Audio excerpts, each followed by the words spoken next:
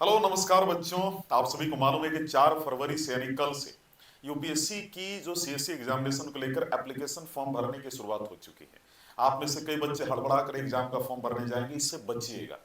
आप बोलोगे सर आप ऐसा क्यों कह रहे हो? देखो ऐसा समझो, इस बार यूपीएससी ने जो चेंजेस लाई है ना, बहुत ही ज्यादा इंपॉर्टेंट चेंजेस है। जिसमें एक चेंज ये है कि अगर तुम्हारा एक बार अगर तुमने फॉर्म भरा और मान लो किसी प्रकार की तुमसे गलती हो गई, और अगर गलती हो गई तो तुम्हें तुम्हारा सुधारने का मौका नहीं मिलेगा। लास्ट टाइम में ऐसा था, पहले यूपीएससी सुधारने का मौका देती थी, अब नहीं दे रही है। इसलिए जब भी फॉर्म भरने जाओ एक बार बढ़िया से पूरा नोटिफिकेशन को पढ़ लो, इंस्ट्रक्शंस को पढ़ लो, इसके बाद ही जाना है।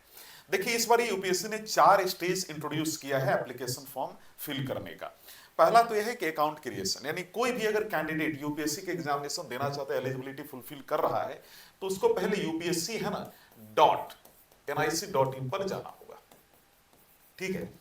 अब पहले क्या होता था कि यूपीएससी डॉट है ना आपका gov.in पर जाना होता था, तो अब आपको यहां पर जाकर अपना फॉर्म फिल करना होगा। So candidate must first create an account on the official UPSC online portal, है ना, using basic details like email ID and mobile number. तो जैसे ही आप अपना अकाउंट क्रिएट करेंगे, आपका रजिस्ट्रेशन होगा, इमीडिएटली आपको यूनिवर्सल रजिस्ट्रेशन नंबर आपको दिया जाएगा, यूपीएससी के द्वारा ये जनरेट होगा। और यूनिवर्सल रजिस्ट्रेशन नंबर की कुछ खास बातें आप समझ ले बच्चों, ये परमानेंट होगा, है ना। जितनी भी यूपीएससी का एग्जामिनेशन दोगे वहां पर सिर्फ ये फिल करोगे ना, ये यूनिवर्सल आपका जो रजिस्ट्रेशन नंबर है, जब आप उसको वहां पर फिल करोगे तो ऑलरेडी जितना भी मान लीजिए एग्जाम में आपको दोबारा फिल नहीं करना पड़ेगा, ऑलरेडी सब अपने आप फिल हो जाएगा। तो ये जो यूनिवर्सल रजिस्ट्रेशन नंबर होगा ये परमानेंट होगा और यूपीएससी के सभी एग्जामिनेशन में आपको जो है काम आएगा। ठीक है। एक चीज और यहां पे बताना चाहता हूं, जैसे ही आप यूआरएन आपका जनरेट होगा उसके बाद आपको फॉर्म भरना होगा, कॉमन एप्लीकेशन फॉर्म भरना होगा, है ना, सीएफ, जिसमें आपको पर्सनल इंफॉर्मेशन डालना होगा, educational qualifications, identity proofs, address, category detail आपको डालना होगा, किस कैटेगरी से आप बिलोंग करते हैं।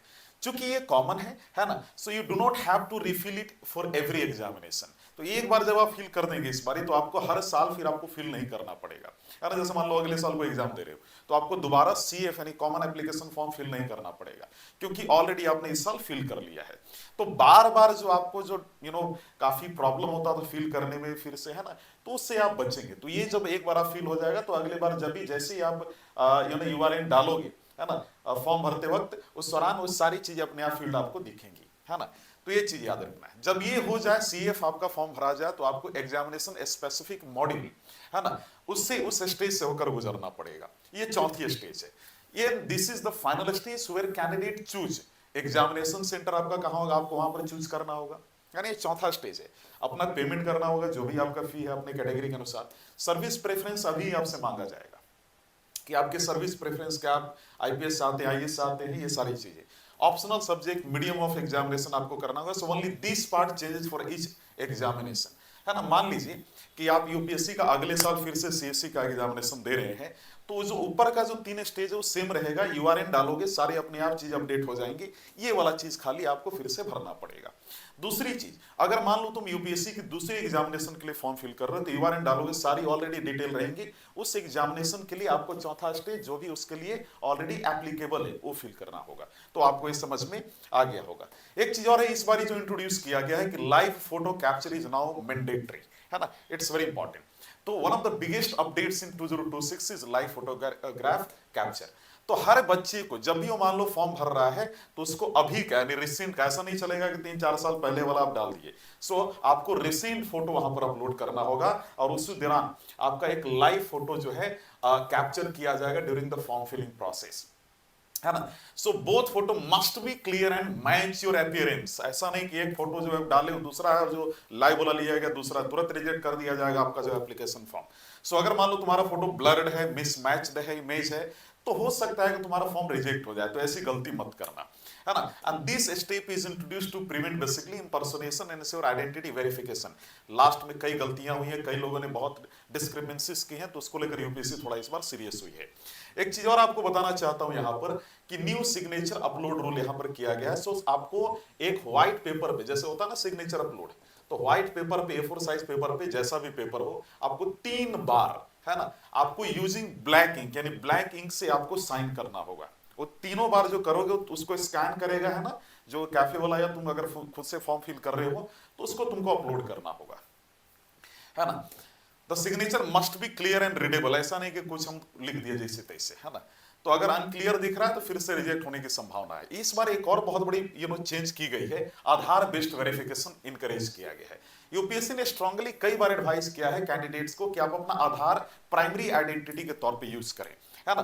तो ये चीज आपको याद रखना। हालांकि अगर मान लो आधार किसी बच्चे का नहीं है, किसी प्रकार से उसके आधार में कोई समस्या है, तो voter ID, pan card, passport या ड्राइवरी लाइसेंस भी वोटर ये अपना जो है आईडी कार्ड के तौर पे अपलोड कर सकता है, ठीक है ना। जैसा कि मैंने कहा कि आपको अगर एक बार आपने फॉर्म भर लिया फिर उसमें सुधार का मौका नहीं मिलेगा, वही चीज मैंने लिखा है। सो नो करेक्शन और विथड्रॉल आफ्टर द सबमिशन, है ना। पहले होता था ना कि मान लो तुम्हारा अगर कुछ गलती हो गया तो एडिटिंग अलाउड था, लेकिन अगर इस बार तुमने एक बार फॉर्म भर दिया, this is strict rule of the UPSC in the 2026, अगर तुमने एक बार ये फॉर्म भर दिया यूपीएससी का तो कोई एडिटिंग अलाउड नहीं होगा, कोई करेक्शन अलाउड नहीं होगा, ना ही तुम कोई विथड्रॉल कर सकते हो फॉर्म को, है ना। सो इसलिए कैंडिडेट्स को ये पहले मैं आप सभी को सलाह दूंगा, पहले मैं आप सभी को ये चेतावनी दूंगा कि जब भी फॉर्म फिल करो बड़ी ही सावधानी से करना, अपने सीनियर से पूछ लेना, थोड़ा सा एक मैं वीडियो अपलोड कर दूंगा कैसे फॉर्म फिल करना है, उसको एक बार देख लेना, इसके बाद फॉर्म फिल करना, ठीक है। सो एक चीज याद रखना है कि one time URN profile update facility UPSC ने बेसिकली क्या किया है, इसको इंट्रोड्यूस किया, ये सबसे बड़ी चेंज है, एक बार देख लीजिए। अच्छा, एक चीज और है कि जब आपकी एडमिट कार्ड आएगी तो आप अपना, ऐसा पहले होता था ना कि कुछ बच्चों का भेज दिया जाता था कुरियर से, पोस्ट से, अब वो ऐसा नहीं होगा।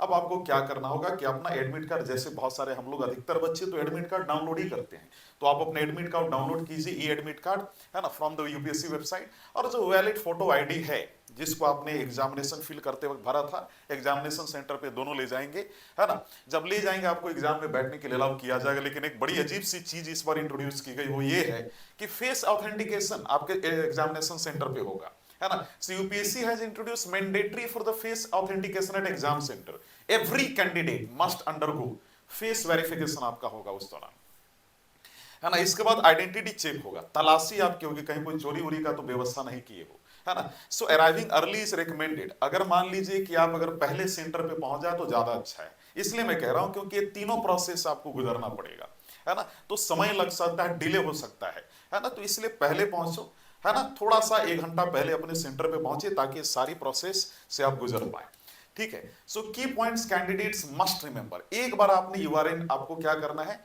यह रजिस्टर आपको करना है कि अब अपना जो सीएफ है, कॉमन एप्लीकेशन फॉर्म, उसको फिल कीजिए, है ना।